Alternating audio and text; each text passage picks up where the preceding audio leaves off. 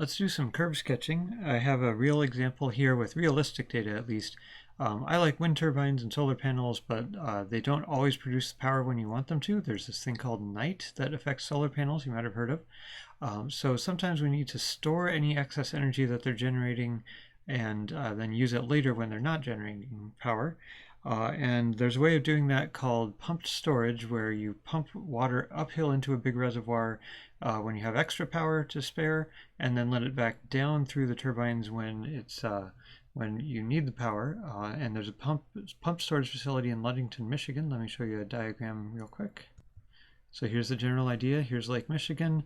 When we have extra power, we can run these turbines backward and pump water uphill and store it up here. And then when we need the power, we can let the water flow back down, spin the turbines, and make electricity for the grid. It's a great idea where you can find two bodies of water with a large height differential that aren't too far away from each other horizontally. So let's go back to the calculus.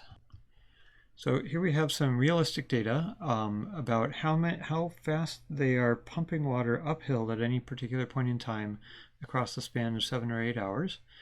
So the vertical axis here is net flow rate in thousands of gallons per minute, and positive values are pumping water uphill and negative values are letting water back downhill. So this is G prime. This is a flow rate, like 1,000 gallons per minute. We'd like to say what is the actual amount of water in the reservoir, or how much has it changed recently or something like that. So what we need is the G function that G prime is the rate of change of. So we need to say what function gives us this as the derivative.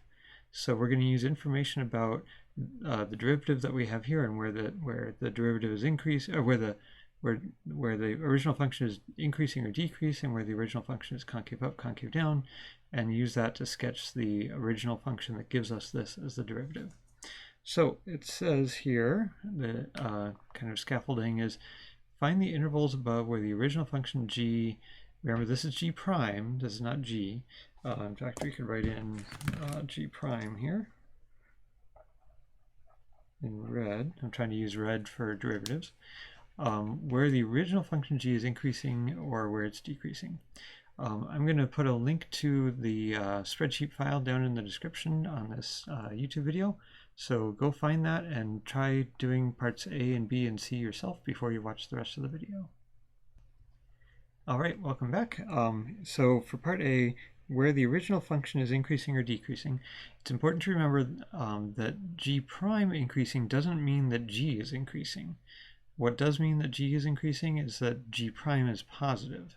So we can see g prime is positive here and goes negative at least here. We could kind of guess that somewhere in between is where it goes negative.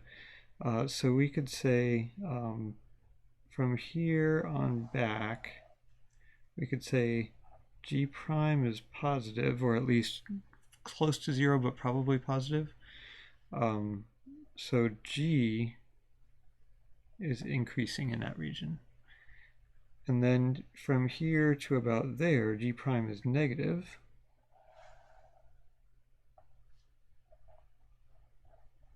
So g would be decreasing.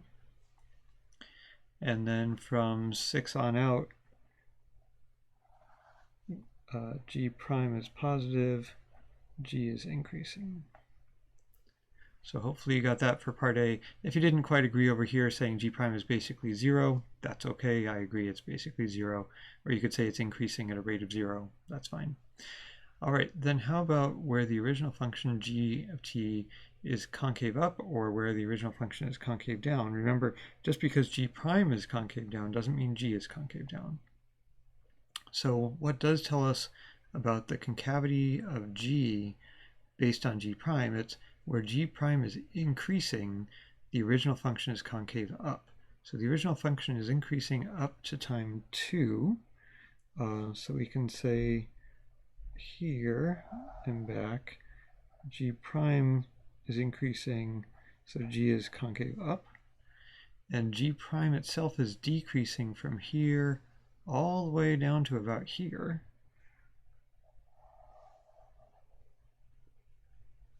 So g prime is decreasing, so g is concave down. And here we could say, well, maybe it's not exactly decreasing, but at least it's not increasing. And you could say it's decreasing but still at a very, very slow rate. Maybe that's okay. And then from here on up to there, let me try to be careful about marking that. About there, g prime is increasing, so g is concave up. And then from here on out, g prime is decreasing, g is concave down. So hopefully you agree with me on all that. And then the next part, sketch the original function g, supposing that g at time 0 is negative 0.5. So let's mark negative 0.5 here.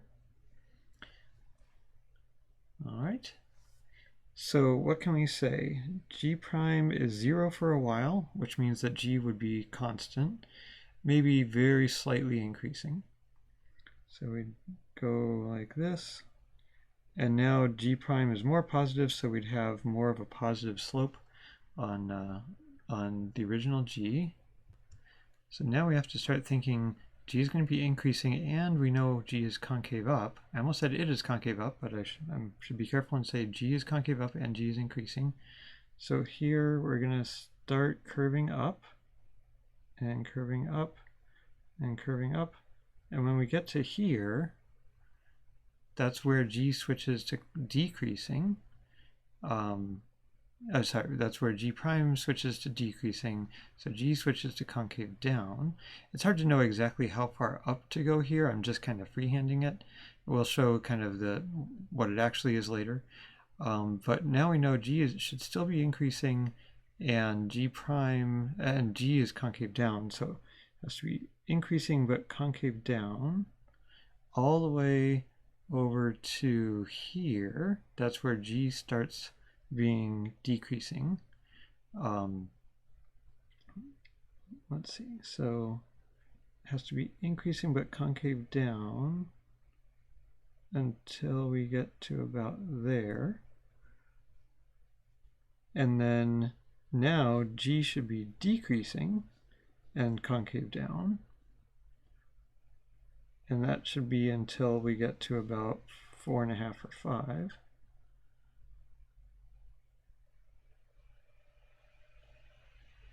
Like that.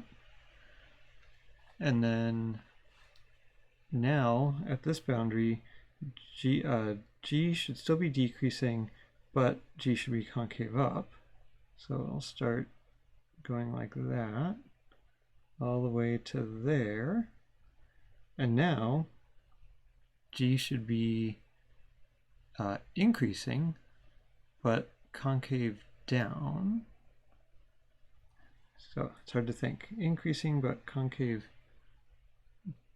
So here in this little bit of area, g should be increasing but still concave up. That's good.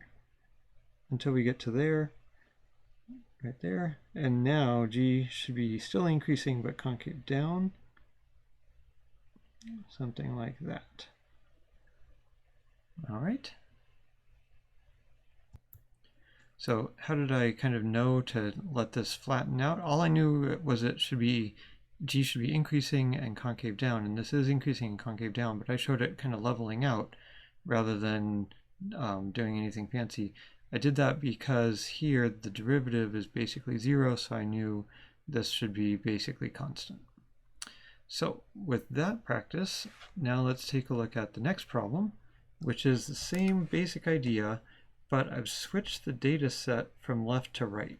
So this little bubble that was here was over there, and this kind of slower part of the curve was over here. So here's a question we might wonder about. Will the original function, the kind of new original function, will it just be a left-right flip, or will something crazy happen? But don't just draw it as if it's a left-right flip. Go through all this logic again, and then draw it and see whether it's a left-right flip.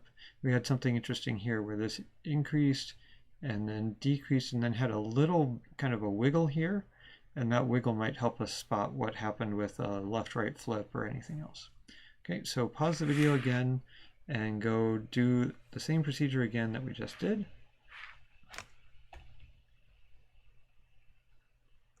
and I'll see you in the next video.